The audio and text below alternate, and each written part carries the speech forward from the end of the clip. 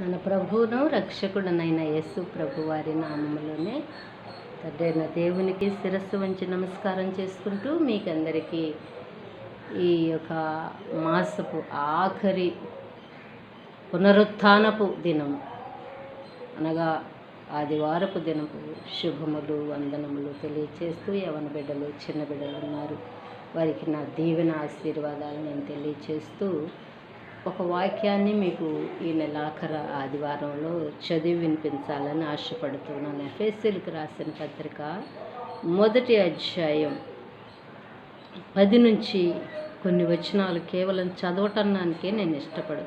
ఈ సంకల్పమును బట్టి ఆయన పరలోకములో ఉన్నవే కానీ భూమి మీద ఉన్నవే కానీ సమస్తమును క్రీస్తునందు ఏకముగా సమకూర్చవలెనని తనలో తాను నిర్ణయించుకొనెను. మరియు క్రీస్తు నందు ముందుగా నిరీక్షించిన మనము తన మహిమకు కీర్తి కలుగ చేయవలెనని దేవుడు తన చిత్త ప్రకారమైన సంకల్పమును బట్టి మనలను ముందుగా నిర్ణయించి ఆయన యందు స్వాస్యముగా ఏర్పరచెను.